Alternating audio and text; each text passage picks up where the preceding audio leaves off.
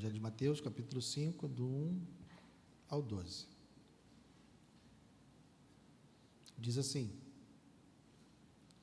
Ao ver as multidões, Jesus subiu ao monte. Ele se assentou e os seus discípulos se aproximaram dele. Então ele passou a ensiná-los. Jesus disse: Bem-aventurados os pobres em espírito, porque deles é o reino dos céus.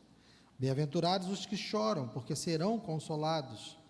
Bem-aventurados os mansos, porque herdarão a terra. Bem-aventurados os que têm fome e sede de justiça, porque serão saciados. Bem-aventurados os misericordiosos, porque alcançarão misericórdia. Bem-aventurados os limpos de coração, porque verão a Deus. Bem-aventurados os pacificadores, porque serão chamados filhos de Deus. Bem-aventurados os perseguidos por causa da justiça, porque deles é o reino dos céus.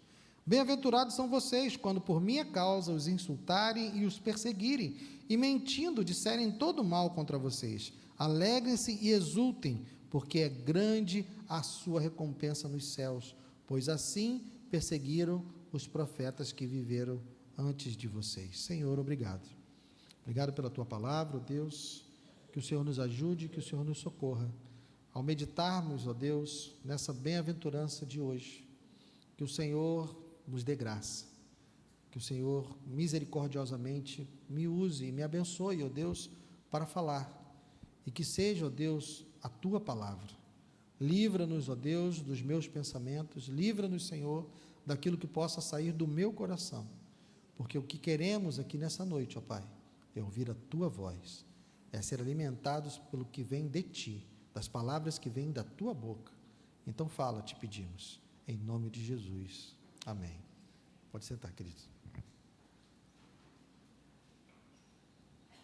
Bom, como nós vimos até aqui, as bem-aventuranças, elas têm uma sequência lógica. Da mesma forma que nós vimos que Mateus colocou essas bem-aventuranças no começo do evangelho, no começo do sermão, porque ele tem um propósito com isso, porque ele está apresentando primeiro quem são aqueles que devem agir da maneira como é descrita no Sermão do Monte. Então, antes de falar sobre o como, ele está falando sobre o quem. Quem são essas pessoas? Percebam que o versículo 1 fala que Jesus está falando para os seus discípulos. Ele está falando para aqueles que são os seus seguidores. Então, não é para a multidão esse ensinamento é para os seus discípulos. E essas bem-aventuranças descrevem como um discípulo de Jesus deve ser, quem ele é. E somente depois disso é que será analisado aquilo que o discípulo de Cristo deve fazer, de que maneira ele deve agir. Então, as bem-aventuranças estão no início, porque é importante sabermos primeiro quem somos, para depois saber como devemos agir. E mesmo assim, dentro dessas bem-aventuranças, também Jesus nos deu uma ordem específica. Ele não colocou as coisas aqui de maneira aleatória, porque essas características, elas estão interligadas e subordinadas. Na semana passada nós vimos que a primeira bem-aventurança, ela é um alicerce sobre o qual todas as outras são construídas, porque ela fala de um esvaziamento. Você só pode encher algo que está vazio. Então, nós vimos que uma pessoa que é pobre ou humilde em espírito é uma pessoa que está completamente esvaziada de si mesmo. Esse é o primeiro e principal requisito para que as outras bem-aventuranças elas possam estar presentes. Nós vimos que essa pobreza ou humildade, de acordo com a sua tradução, não tem nada a ver com posses materiais e também não tem nada a ver com alguma característica humana. É uma característica que vem a nós de maneira sobrenatural quando somos confrontados com a pessoa de Deus. Quando nós sabemos quem Deus é, quando nós conhecemos o Senhor e vemos em nós quem nós somos, quando nós vemos a santidade de Deus e vemos o nosso pecado, nós somos então levados a reconhecer a nossa pobreza, reconhecer a nossa incapacidade. E o que diz a primeira bem-aventurança? Que o reino dos céus é dessas pessoas. Para ser cidadão do reino dos céus ou do reino de Deus, para ser um dos discípulos de Cristo, é necessário esse reconhecimento. É a primeira coisa que é necessária, esse reconhecimento da sua incapacidade, da sua total falência. Nós estamos diante de Deus falidos, nós não temos nenhum recurso para poder existir, permanecer diante de Deus, porque nós somos miseráveis pecadores. Então essa é o primeiro requisito. O reino de Deus, o reino dos céus, é das pessoas que reconhecem a sua total incapacidade, a sua miséria, a sua indignidade diante de Deus. E a partir daí, então, nós temos as bem-aventuranças que são consequências disso. Bem-aventurança daqueles que reconhecem essa condição.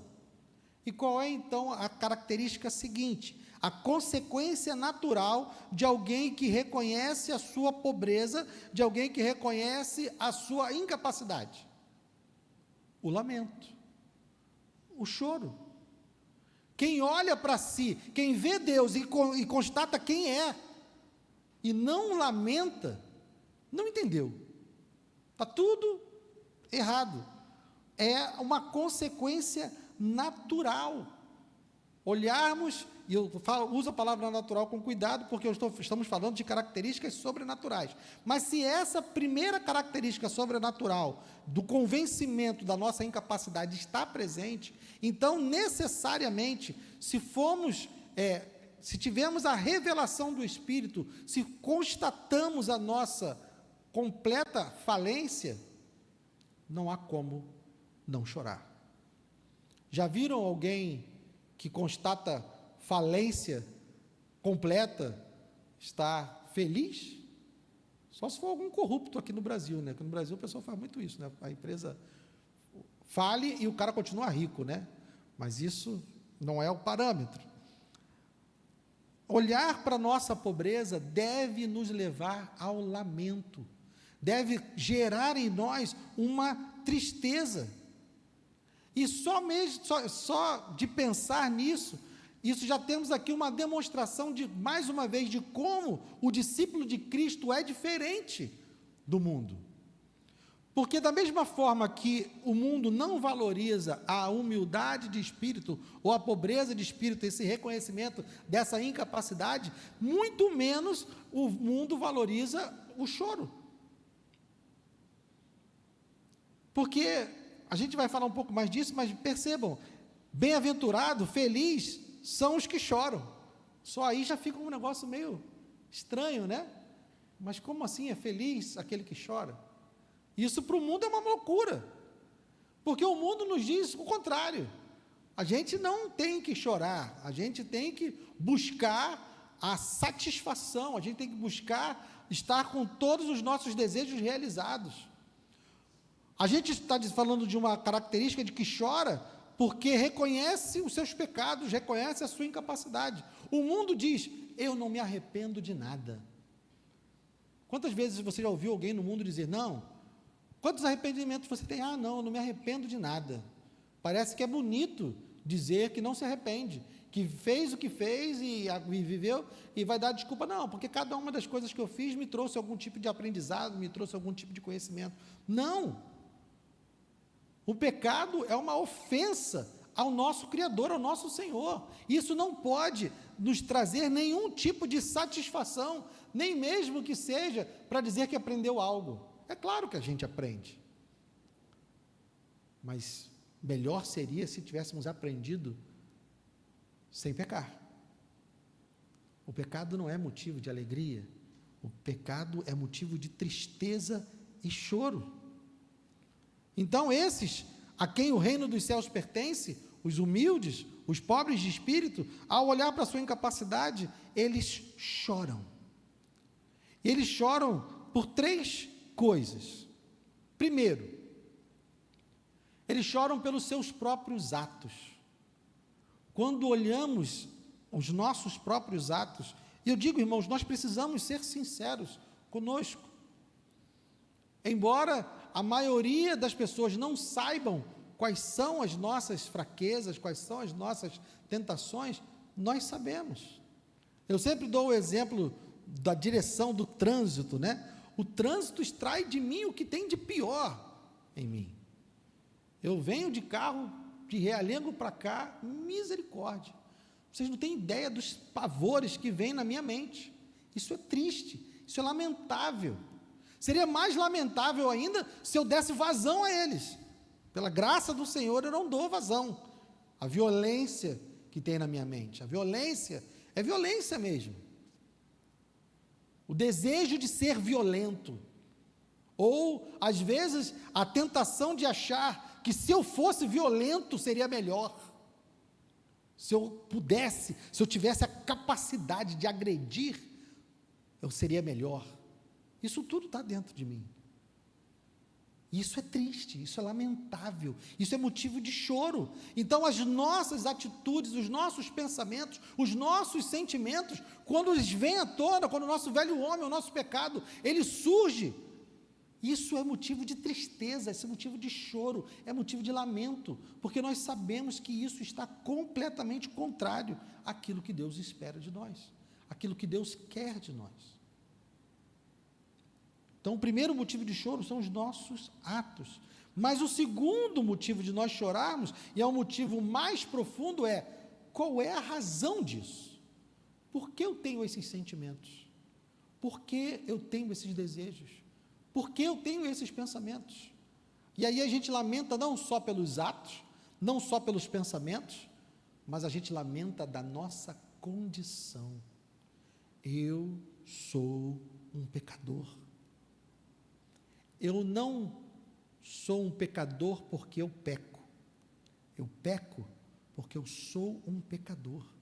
Isso diz quem eu sou, o que está no cerne da minha existência. Embora em Cristo Ele tenha me concedido a habitação do Espírito, o Espírito Santo habita no cristão, habita no crente, mas o Espírito Santo habita fazendo guerra com quem? Com a nossa carne.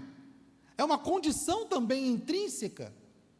Essa guerra está instalada em nós porque nós somos dessa forma. Por isso que é necessário, quando Jesus consumar todas as coisas, é necessário que Ele troque, que Ele mude esse corpo de morte e nos dê um corpo glorificado, porque aqui reside, em nós reside o mal, nos nossos membros reside o pecado. Deus, quando nós nos convertemos e nos submetemos ao Senhor, quando Ele nos regenera, Ele nos dá um novo coração. Ele tira o coração de pedra e coloca um coração de carne. Ele faz o seu Espírito habitar em nós, mas a nossa condição caída permanece. Isso é motivo de lamentação. Vamos abrir Romanos capítulo 7.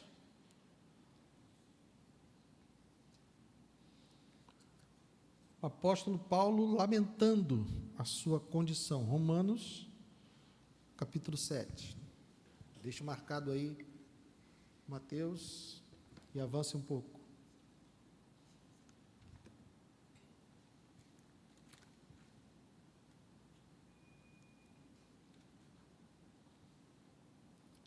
Vamos ler do 18 ao 24.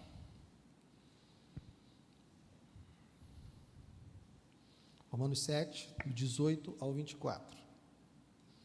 Porque eu sei que em mim, isto é, na minha carne, não habita bem nenhum, pois o querer o bem está em mim, mas não o realizá-lo. Porque não faço o bem que eu quero, mas o mal que não quero, esse faço. Mas se eu faço o que não quero, já não sou eu quem o faz, e sim o pecado que habita em mim. Assim encontro essa lei: quando quero fazer o bem, o mal reside em mim.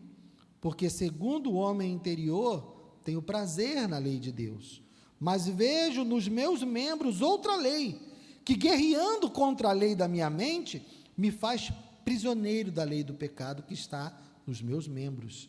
E aí vem o lamento: miserável homem que sou, quem me livrará do corpo dessa morte? Vejam, Paulo está lamentando, Paulo está chorando a sua condição. Ele não está lamentando simplesmente os seus atos, os seus pensamentos, ele está lamentando a sua condição, quem ele é, na sua natureza. Então, além dos nossos atos, nós devemos lamentar e chorar por aquilo que nós somos, pela carne que ainda se manifesta em nós. E eu disse que eram 3 coisas. Por fim, nós devemos lamentar e chorar por conta da situação do mundo, da sociedade. Como eu disse no início, olhamos para o mundo, olhamos para todos os problemas que há no mundo, vemos toda a destruição não só física com as guerras, mas vemos o declínio moral, a imoralidade, nós vemos o morticínio de crianças com aborto, nós vemos as pessoas se entregando em drogas, nós vemos a ganância, tanta coisa nesse mundo. E olhamos para o mundo e parece que nos conforta imaginar que existe uma grande organização por trás, fazendo todo esse mal no mundo, porque parece que tira um pouco da nossa responsabilidade, né? Não sou eu não, são os Illuminatis, são, sei lá, qualquer nome que você queira dar aí para uma grande corporação que está destruindo o mundo. Não, irmãos, o que está destruindo o mundo é o nosso pecado. Como eu disse no início do culto, 7 bilhões de pecadores vivem no mundo, cada um cometendo vários e vários e vários pecados por dia, todos os dias. É por isso que o mundo é como é. É por isso que o mundo está como está. Então, quando olharmos para o mundo, quando vemos alguém na rua, dormindo na rua, passando fome, por que ele está ali? Por causa do pecado. Quando vemos notícias de não sei quantos milhares de abortos acontecendo no mundo, qual é a causa disso? O pecado. Quando vemos a notícia que alguém foi morto, assassinado por causa de um assalto, qual é a causa disso? O pecado. Quando vemos notícias de não sei quantos milhões que foram desviados e por causa disso um hospital não abriu e pessoas que precisavam daquele hospital morreram, qual a causa disso? Pecado. Todos os problemas do mundo, tudo de mal que você vê nessa terra é por causa do pecado. E isso é motivo de lamento, isso é motivo de choro. Aquele que é humilde de espírito, aquele que é pobre em espírito, reconhece diante desse mundo que isso é culpa nossa. Lamentavelmente, somos nós que estamos fazendo tudo isso. E isso é motivo de tristeza. O pecado é motivo de lamento, é motivo de choro. O próprio Cristo, que não tem pecado, ele não tinha como chorar pelos seus próprios pecados, mas Jesus lamenta o pecado. Mateus 23,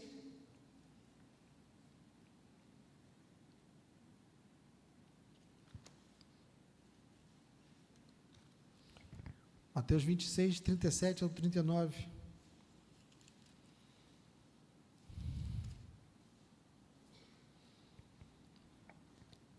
Jesus contempla Jerusalém e lamenta os seus pecados. Mateus 23, do 37 ao 39. Jerusalém, Jerusalém, você mata os profetas e apedreja os que lhes são enviados.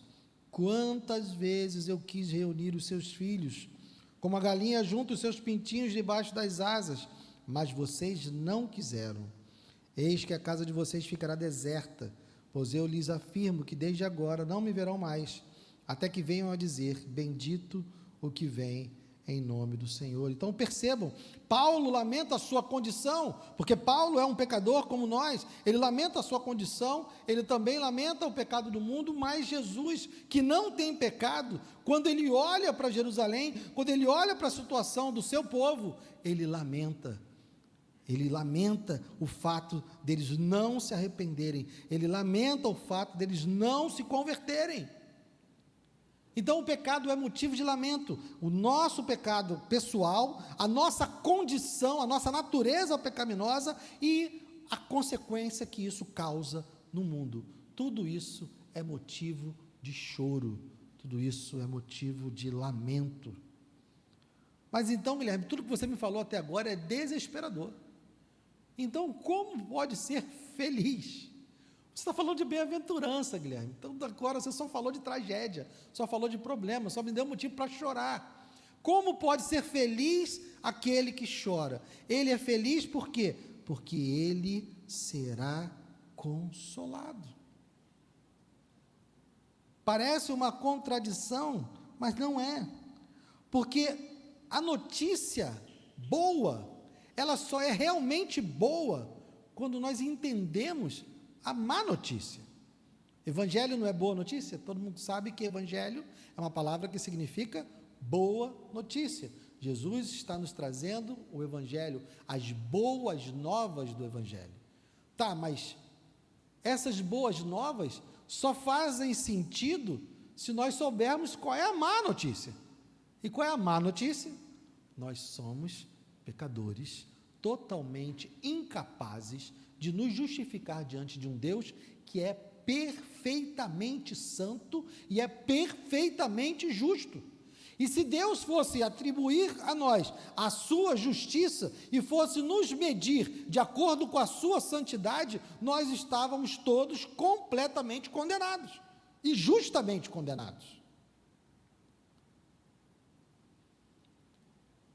Então a boa notícia é feliz aquele que entende que há salvação nessa condição, porque a nossa percepção do nosso pecado não para por aí. Se parasse por aí, nós estaríamos apenas desesperados, olhando para um Deus santo e contemplando a nossa vida pecaminosa. Não haveria esperança, não haveria nenhum tipo de alento, simplesmente a dor agonizante de aguardar o fim. Mas o que Deus nos proporciona é a sua graça, a sua misericórdia, e Ele envia o seu Filho para que Ele morra por nós e pague o preço do nosso pecado. Nós só vamos ter satisfação total em Deus quando nós tivermos total dimensão do qual era o nosso problema.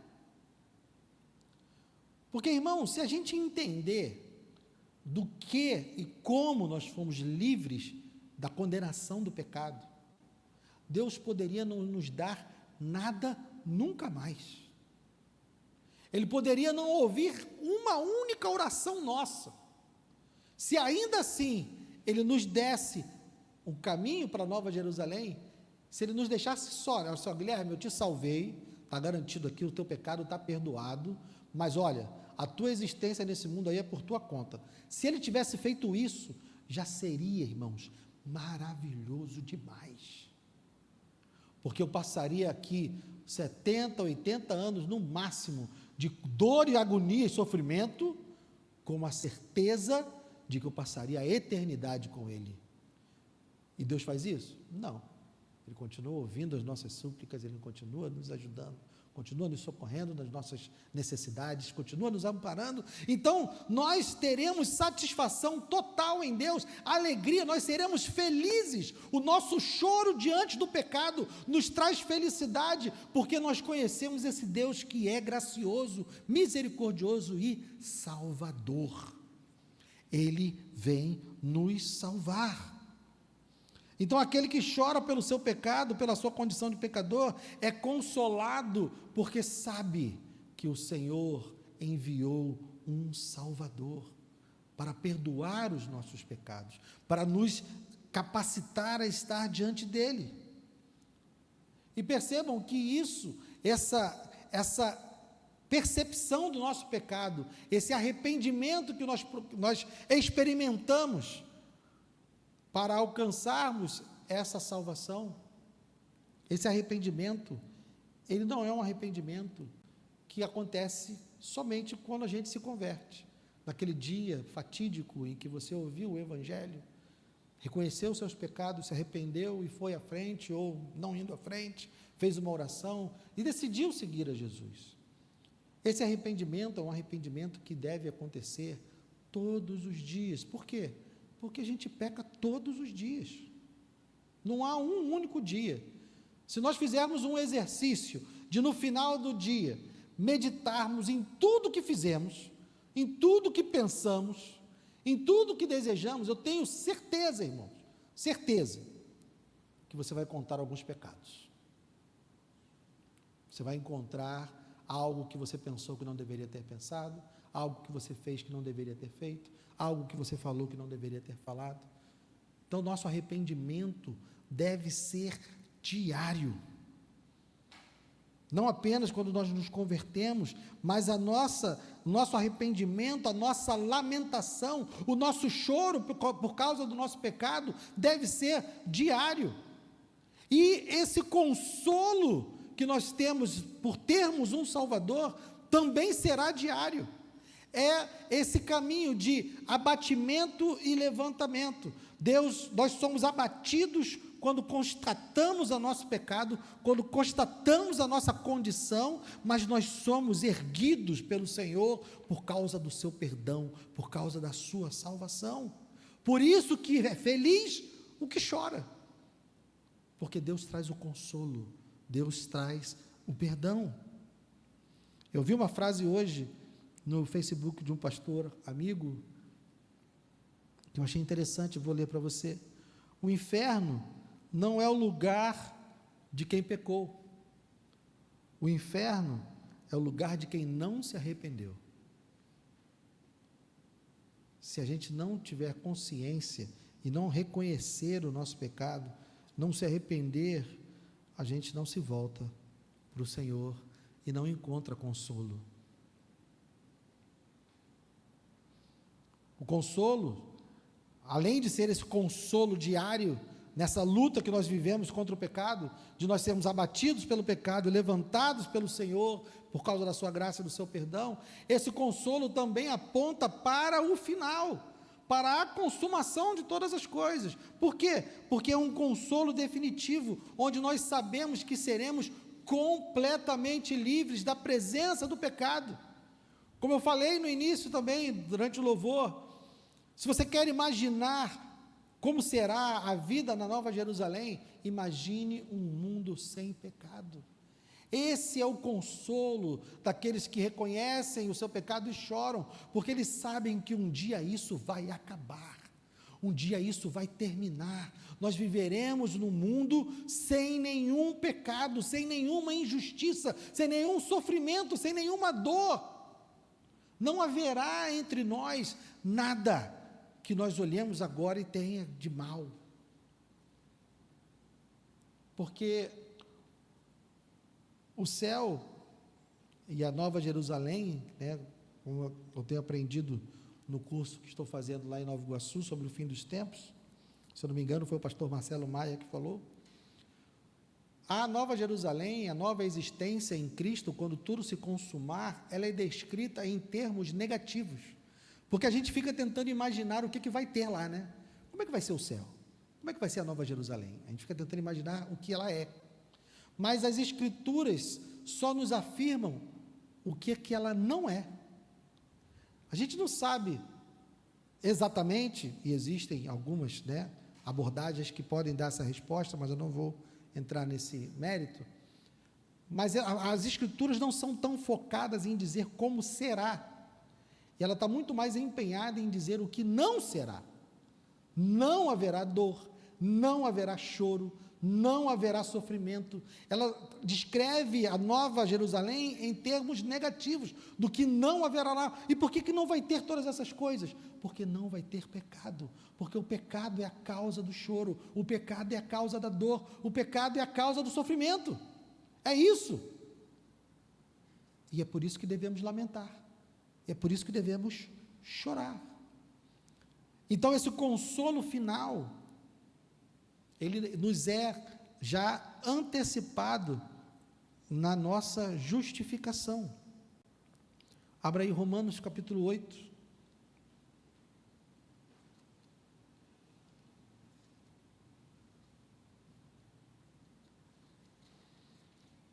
Romanos capítulo 8.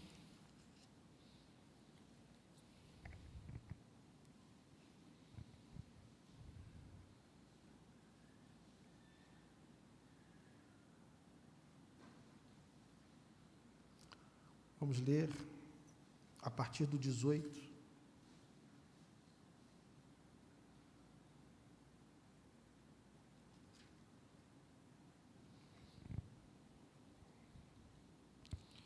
Porque para mim tenho por certo que os sofrimentos do tempo presente não podem ser comparados com a glória a ser revelada em nós. A ardente expectativa da criação aguarda a revelação dos filhos de Deus, pois a criação está sujeita à vaidade, não por sua própria vontade, mas por causa daquele que a sujeitou, na esperança que a própria criação será libertada do cativeiro da corrupção, para a liberdade da glória dos filhos de Deus. Porque sabemos que toda a criação, a um tempo, geme e suporta angústias até agora. E não somente ela, mas também nós, que temos as primícias do Espírito, igualmente gememos em nosso íntimo, aguardando a adoção de filhos, a redenção do nosso corpo, porque na esperança fomos salvos. Ora, esperança que se vê não é esperança, pois quem espera o que está vendo? Mas, se esperamos o que não vemos, com paciência o aguardamos. E aqui avança no 28, sabemos que todas as coisas cooperam para o bem daqueles que amam a Deus, daqueles que são chamados segundo o seu propósito, pois aqueles que Deus de antemão conheceu, Ele também predestinou para serem conformes à imagem de seu Filho, a fim de que ele seja o primogênito entre muitos irmãos. E aos que predestinou, a eles também chamou, e aos que chamou, estes também justificou, e aos que justificou, também glorificou. Percebam, irmãos, que Paulo aqui nos dá um vislumbre, uma esperança. Ele está falando daquilo que nós aguardamos. Então, nós sofremos nesse mundo, nós lamentamos por causa do pecado, por causa da dor do pecado nesse mundo, sim, mas isso não se compara com a glória que haverá depois. Isso não se compara com o mundo depois que ele for completamente liberto.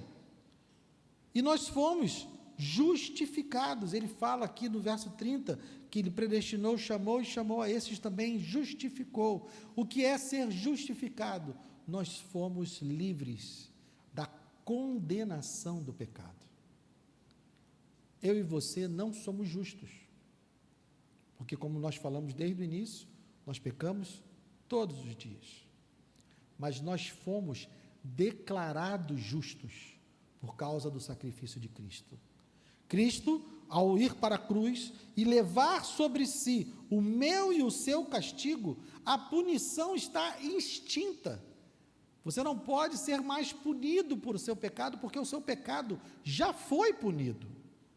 Então, nós fomos declarados justos, é um ato declaratório. Deus nos livrou da condenação do pecado, declarando que nós somos justos.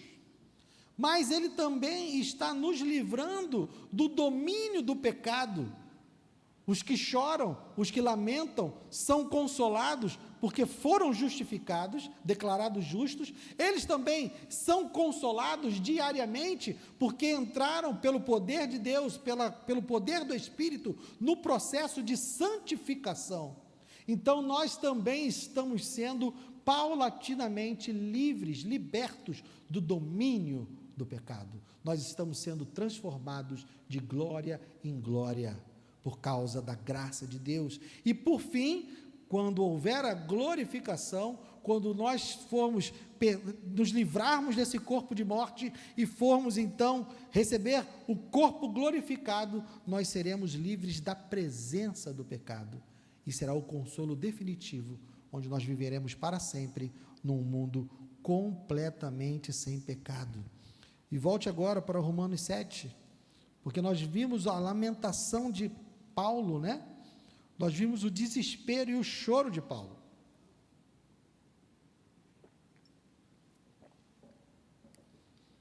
Mas nós não lemos o 25. Então, no 24 é o ápice, né? Romanos 7, 24 é o ápice do lamento, é o ápice do choro de Paulo. O que ele diz? Miserável homem que sou. E aqui dá uma exclamação bem grande, porque ele está lamentando: miserável homem que sou, quem me livrará do corpo dessa morte? Mas logo em seguida ele está aqui, ele já tem consciência do consolo. Graças a Deus por Jesus Cristo nosso Senhor. O nosso consolo está em Cristo.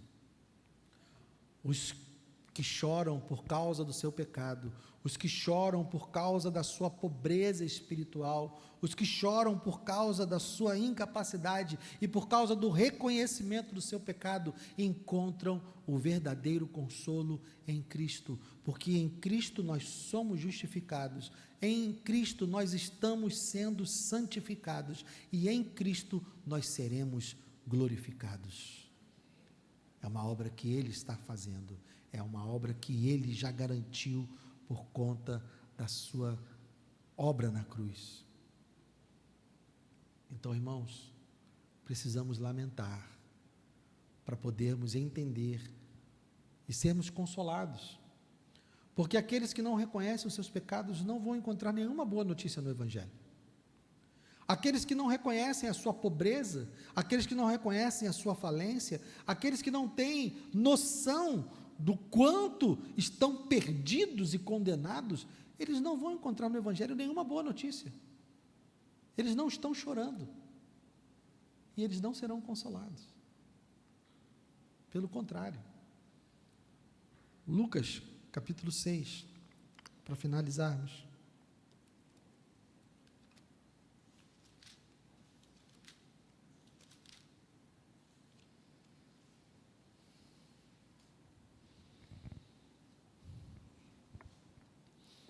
Lucas 6, verso 25, a segunda parte, o segundo ai, que está no verso 25, Lucas 6, segunda parte do verso 25, vamos ler juntos o que está escrito aí? Ai de vocês que agora estão rindo, porque vocês vão lamentar e chorar. Porque, irmão, quem está rindo hoje, é porque ele não tem noção da sua condição, não tem noção de quem Deus é, não tem noção de quem Ele próprio é, não sabe da sua condição de pecador e não conhece a santidade de Deus. Então, querido, que você seja um bem-aventurado, porque reconhece a sua pobreza espiritual e chora, porque ao chorar, você será consolado. Amém? Vamos ficar de pé.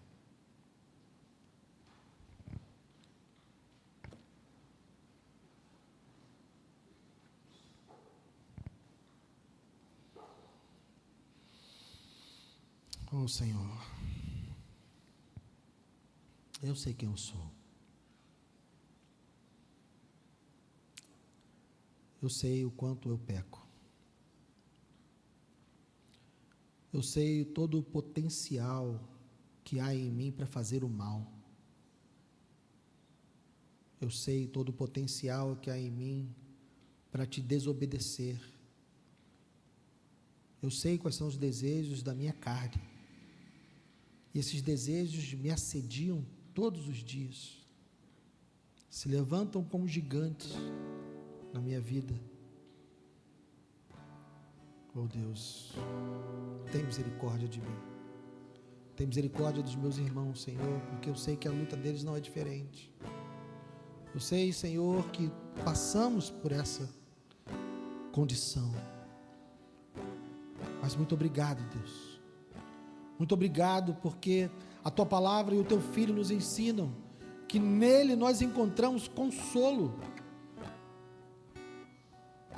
Porque a nossa tristeza diante do nosso pecado, o nosso lamento, o nosso arrependimento, nos conduz ao teu Filho, nos conduz à obra que Ele realizou em nosso favor, na cruz, nos conduz ao perdão que Ele conquistou com o derramamento do seu sangue, nos conduz à graça e à misericórdia que o Senhor derramou, para que nós, pecadores, pudéssemos encontrar o perdão em Ti.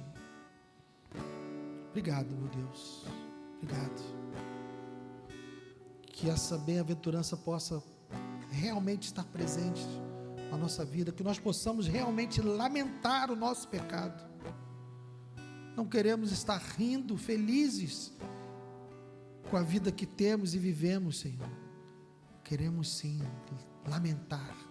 lamentar os nossos atos, os nossos pensamentos, os nossos desejos, lamentar a nossa condição caída, lamentar o estado em que esse mundo está, cada dia mais se afundando no mal e no pecado.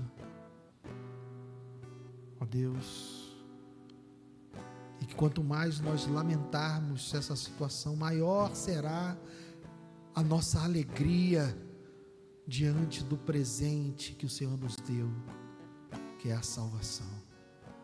Oh Deus, nos traz consciência do nosso pecado, para que nós possamos ser verdadeiramente alegres com o Evangelho. Nos traz consciência do nosso pecado, para que possamos de verdade estar com os olhos e o coração cheio de alegria e de amor, quando nos aproximarmos daqueles que amamos, mas que ainda não te conhecem, que ainda não reconhecem os seus pecados, e quando nós nos aproximarmos dele, nós possamos dizer com os olhos cheios de amor, cheios de alegria: o Senhor Jesus está salvando. Arrependa-se e creia. Que o nosso discurso, que a nossa pregação esteja regada, Senhor, dessa compreensão da beleza, da maravilhosa notícia que é o Evangelho. E isso nós só teremos se tivermos total consciência do nosso pecado. Perdoa-nos, ó Deus, perdoa-nos se diminuímos o Teu Evangelho, porque diminuímos o nosso pecado. Perdoa-nos, Senhor, se não anunciamos o Teu Evangelho com entusiasmo, porque não estamos realmente lamentando o nosso pecado. Que nós sejamos pobres em espírito, Senhor, e que essa pobreza nos faça chorar. Que esse reconhecimento da nossa incapacidade nos traga um lamento genuíno diante da nossa condição e nos traga uma alegria genuína diante da nossa salvação. Obrigado, Senhor. Obrigado. Que a Tua palavra permaneça no nosso coração. Que o Senhor possa completar aquilo que eu não fui capaz de falar. Que o Teu Espírito possa ministrar no coração dos meus irmãos nessa noite, e que também possa tirar, Senhor, tudo aquilo que eu falei que não proceda de Ti, que não fique retido no coração deles. Leva-nos em paz para os nossos lares, guarda-nos, Senhor, de todo mal, e que nós possamos glorificar o Teu nome com a nossa vida. Obrigado, Senhor, em nome de Jesus. Amém. Obrigado, meus irmãos.